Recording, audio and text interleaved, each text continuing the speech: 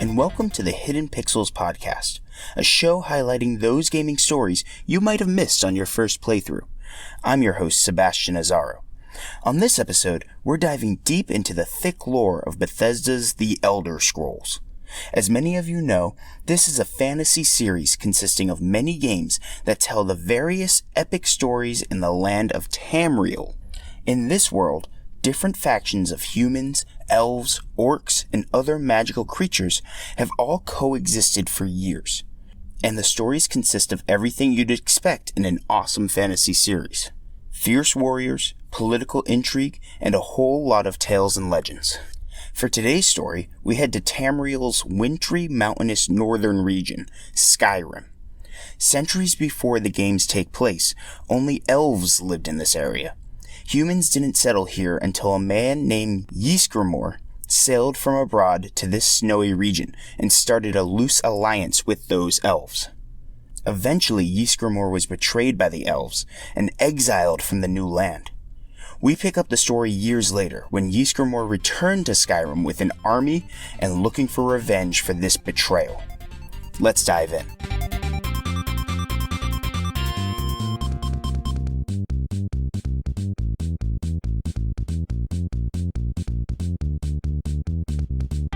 Jeek rounded the corner just as Jeek finished off the snow elf with a bellowing yell. His leader had taken on the large elf by himself, but Jeek was foolish to think that the man couldn't handle a couple of enemies. Not here. Not in this place. Jeek knelt down next to the slain snow elf, cleaning his sword with a cloth and taking a second to compose himself. From what they could hear, the battle seemed to be close to over. The echoes of clanging swords on chainmail had faded, and all that was left seemed to be groaning, dying elves and the panting of weary men. Jeek was satisfied with how the night went, but the fire still raged inside him. Fire for conquest, for revenge. He needed to destroy any elves that were unfortunate enough to cross their paths. Jeek understood why Jeek felt this way, why they should all feel the call to conquest. After all, they were in Saarthal, their city, founded by Jeek years ago, in a time when men had just arrived to this continent and elves were cautiously friendly to the new settlers. It was humanity's greatest stronghold, and the elves learned all of its secrets under the guise of friendship. Then came the Night of Tears, when the elves snuck through the secret passageways that humanity entrusted with them. They slaughtered every man, woman, and child they came across, flooding Saarthal with blood. Jeek and his two sons were the only ones who managed to escape, jumping on a ship and sailing back to the land where they first came from. It was then when Jeek first met Jeek. The strong leader was recruiting warriors to retake Saarthal, and his message was a convincing one.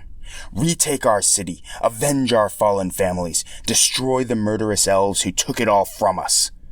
It wasn't long before Jeek had an army of the greatest warriors in the land at his back. They called themselves the 500 Companions, and they set sail on a mission of conquest and revenge. The fire was alit within Jeek as they crossed the sea to battle, and it still burned now as he cleaned his sword next to Jeek. Over the past day they had done it. Saarthal was theirs again, and the traitorous elves were defeated. But that wasn't enough for Jeek. Call the captains of each of our ships to meet me in the Great Hall. We need to figure out the next steps.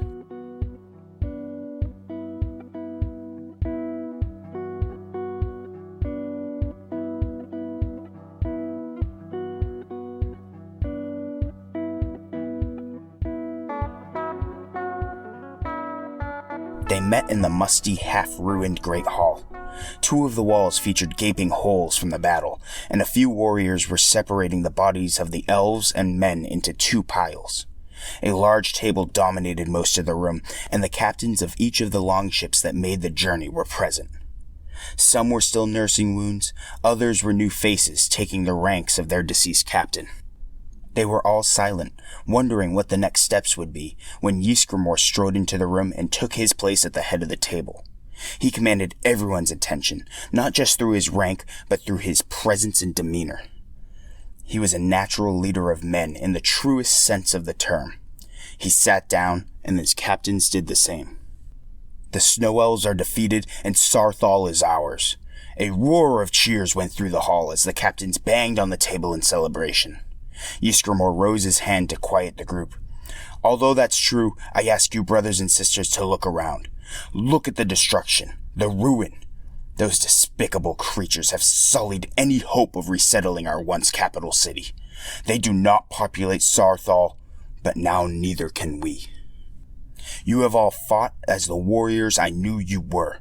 You, my captains, are the reason why we now stand here in our great hall once more. We have sailed across the ocean, battled our way back to Sarthal, and we have taken the city from our enemies. But now is the time where we must decide our new task. The 500 companions have accomplished their first goal, but what is the second? He posed this last question to the room at large, looking for suggestions as to what their next goal should be. A war-worn man named Rolok was the first to speak. Ysgramor, it is true that the elves here in Sarloth are destroyed, but they are not the only elves to walk this land. These creatures have killed our people mercilessly, without second thought. We should not rest until each one of them is perished from this world. This sparked concern in Jeek. Now wait, Rolok. While the elves were merciless, should we stoop to that level ourselves? Why should we consider ourselves any better than they are if we can't show the restraint that they lacked? Don't misunderstand me. I despise the elves as much as anyone, and I would not hesitate to pave a way through their numbers. But we have avenged Sarthal. That was the task at hand. Now we should be finding a new foothold in this land. Maybe not Sarthal, given the destruction, but somewhere we can operate from in our own battles against this foe. A third captain spoke up. Why stay in this land at all? It has only brought us anger and sadness. Now that we have destroyed the traitorous elves, let us take back to the ships and explore for other less hostile lands. All looked to Ysgramor for guidance. The bearded leader leaned back in his chair, deep in thought. All of his captains made sound arguments for their position, each expressing a feeling that now was competing in his heart. The fire for revenge against their enemies, the desire to have a secure home in this new world, the hope to find something better if they just kept searching. After a long while, Ysgramor spoke.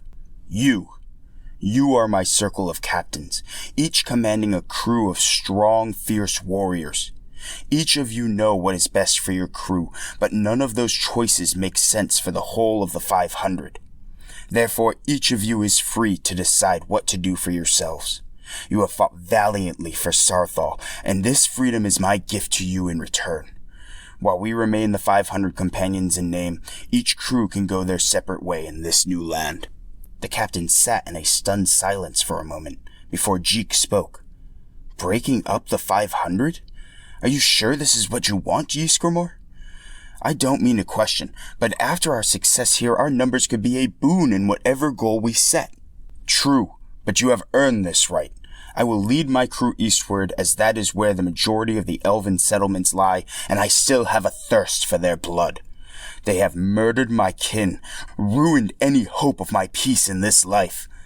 Whoever wishes to join their crews with mine may, but that is a choice that I leave to you. A roar of approval went up from some of the captains. Jeek, however, was still not convinced. I respect that decision, Ysgramor, but my crew must walk another path. We will head south, as there will be fertile ground farther from this coast. If we are to survive in this land, we need a place to house families, to keep stores of food and weapons. My crew will search for that place. The captains nodded in respect, but none agreed to join their crews to that cause. Many still wanted the battle, and the thought of settling was not an option at this point. The remaining captains made their plans, either joining Ysgramor on his march east or heading off in some other direction altogether. Ysgramor adjourned the meeting, and the final gathering of the circle of captains came to a close. Each went to their crews, and the preparations for each of their travels began.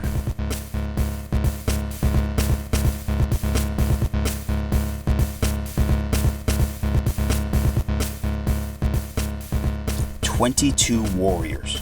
That was the number within the crew of Jeek's longboat, the Jorvisker.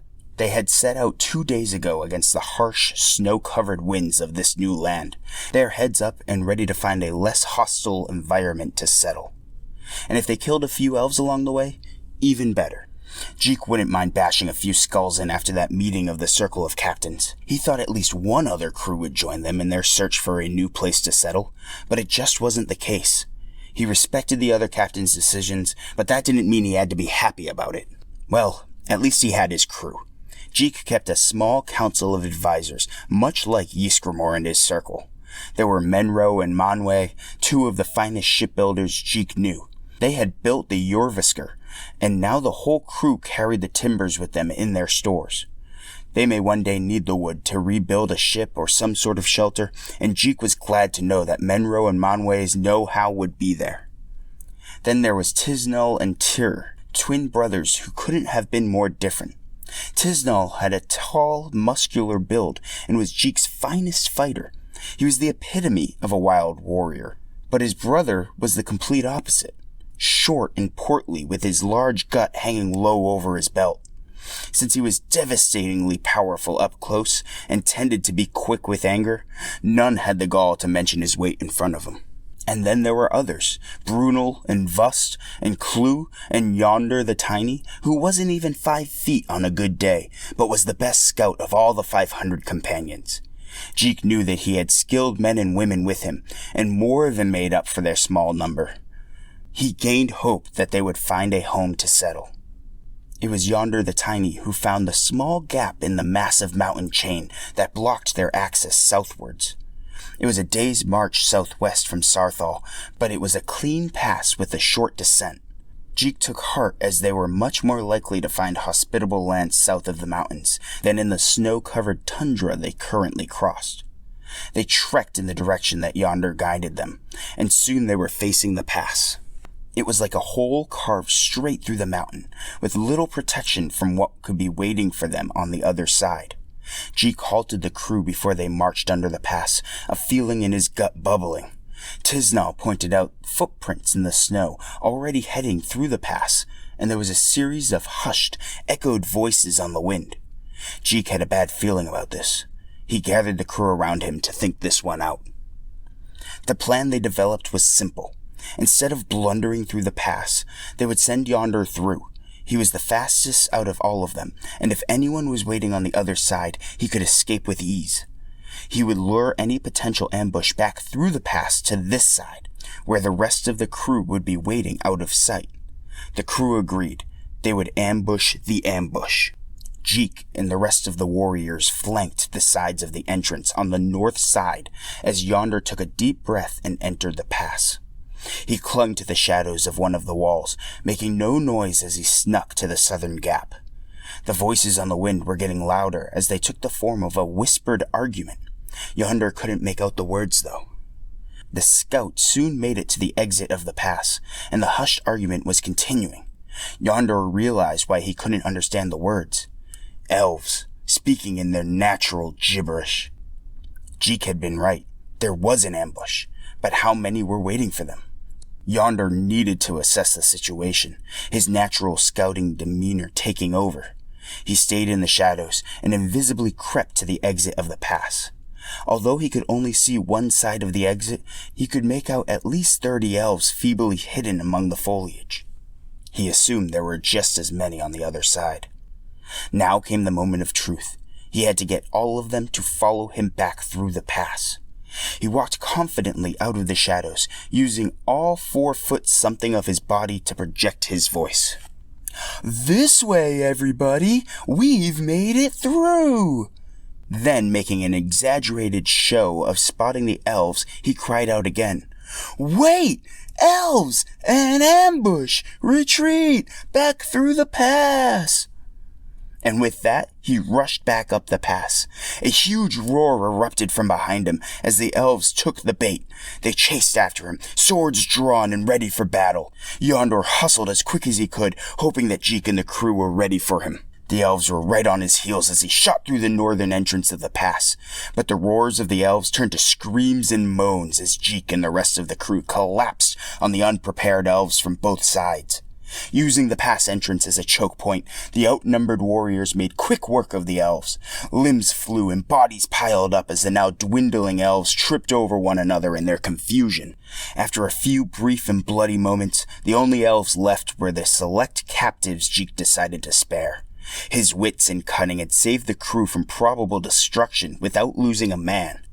A renewed faith in Jeek burned within each member as they cleared the bodies away and safely marched through the pass.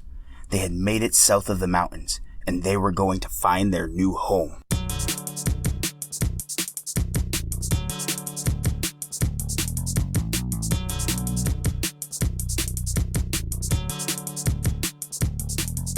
The crew faced little adversity from then on. They crossed over rivers and through forests, and yet what few elves they did see they easily outsmarted and vanquished. They were blazing a path through this new land, and it wasn't until Yonder returned one clear day from a scouting mission that there was a hint of safe and fertile land. The sky was unusually clear that day, with the sun burning high in the sky. The crew had made camp next to a great river that they had been following for some time. Jeek was just starting to wonder when Yonder would be returning when he caught the outline of his scout on the nearby southern hills. When the short man arrived in camp, though, he had a look of confusion drawn on his face. "We need to talk, Jeek."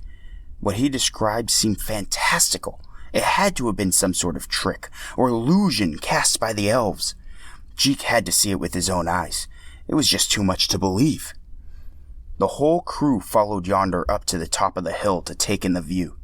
What they saw was the course of the river looping and hooking around a large grassy plain, wider than any they had seen to that point. While a few rocks and trees were scattered about, the area was mostly flat and open. However, there was one tall hill near the center of the plain, and it was the object on top of the hill that gave everyone pause. It was a monstrous bronze bird with fire blazing out of its eyes and open beak. It didn't move and only seemed to be a statue, but it was strange just the same. "Elven?" Jeek asked Yonder. It was the only explanation, as they were the only ones who could build such a monument. But there were no elven settlements to be seen. In fact, they hadn't seen any elves for days now. They all stood in a slightly stunned silence before the warrior Clue spoke up. "But this is not seemly. Is not this wide land fit for harvest? Why have not the elves, vile to their coat, seen to exploit and tame it?" Jeek didn't understand. He strode to one of the captive elves and ungagged him. Pointing to the plain, he questioned the elf. "What is wrong with this land? Where are your brethren?" But the elf didn't answer. Instead, he gaped in terror at the bird monument. Pulling back from Jeek's grasp, he attempted to get down and out of sight of the bird. Jeek refused to let go. "What did you build that for? What is the purpose of this statue?" The elf babbled something mostly incoherent. Jeek had a very rudimentary understanding of the elven language, so he couldn't understand most of what the elf was trying to say. He battered the captive upside the head with a blow that knocked him to his knees. Jeek grabbed him by the jaw to force them to lock eyes. The elf continued to mutter and babble, and Jeek could decipher just enough to understand that the bird wasn't elvish. In fact, it seemed to be driving the elf mad. His eyes were now wide and rolling up inside his head. Jeek let the elf go, who tumbled down the hill a few feet. The monument didn't seem to be having the same effect on his men as it did on the elves. The warriors looked to Jeek for direction as he gave another long stare at the plain and monument. He had the feeling in his gut again, a knowing feeling that this was too important to pass up. "If this is something the elves fear to such an extent, we shall have it as our own. Let us go and meet our new bird friend."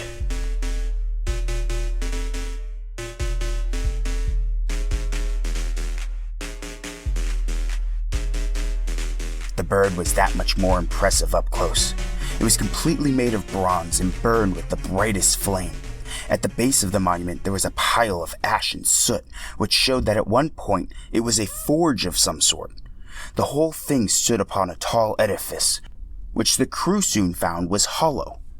Yonder discovered a hidden door in its base, and Jeek was the first one to enter.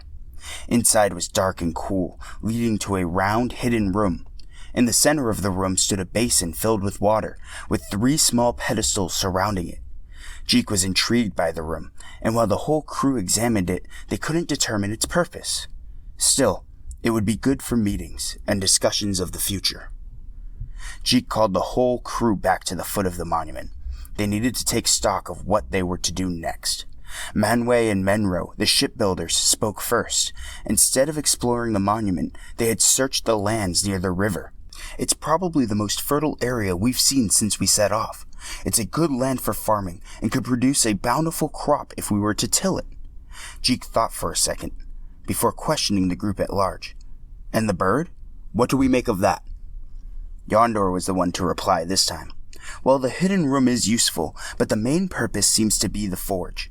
Given the ash pile and the lack of anyone around, I would assume it hasn't been used in a while. Jeek considered this. A wide open plain all about, with the river close by, a forge all ready for use that also seems to terrify elves, and fertile land all ready for the taking. This seems too good to be true.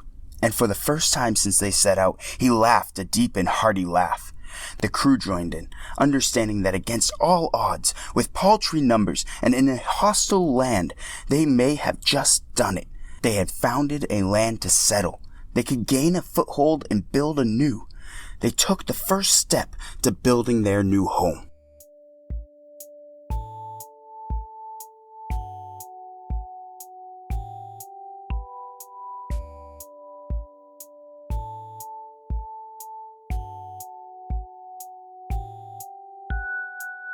In the following years, the crew worked hard. They used the hull of the Jorvisker as the roof of their new meeting hall. They farmed the lands to yields and bounties that were unrivaled in the new land.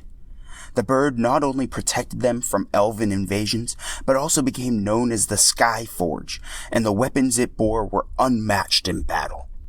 Word spread of the settlement, and scragglers from the other crews of the 500 companions soon joined them. It grew quickly into a town and then a city, growing and growing every year. They named it Whiterun for the river that now bordered it on two sides. And years later, it was named the capital of this new land, a place of power full of bustling shops and political intrigue. And of course, it remained a home for the companions throughout all of the years, all stemming from that original crew. Those 22 men and women, led by their captain, Jeek of the River.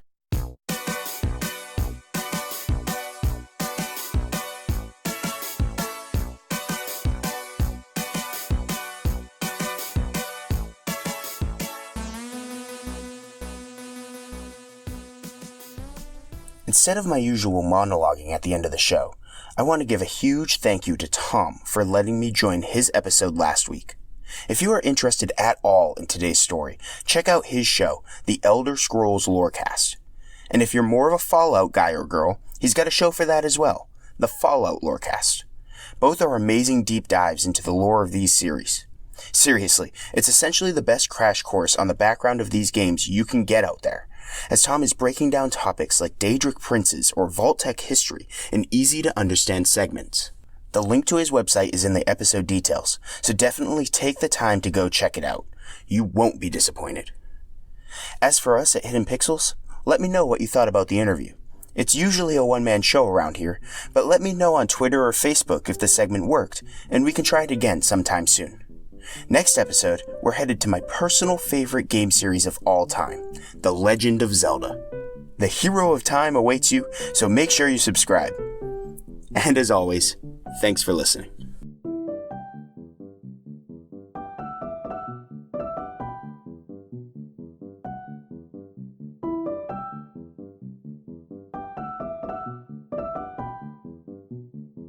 Today's show was written, recorded, and produced by me, Sebastian Azaro. All sources used today can be found in the episode details on our website, hiddenpixelspodcast.com. Episodes are available now on Apple Podcasts, Google Play, and Spotify. If you like what you heard, or even if you didn't, please subscribe and leave us a review. And follow us on Facebook at Hidden Pixels Podcast and Twitter at Hidden Pixels Pod. We also just released a brand spanking new Instagram account at Hidden Pixels Podcast, so check that out as well. And of course, thanks for listening.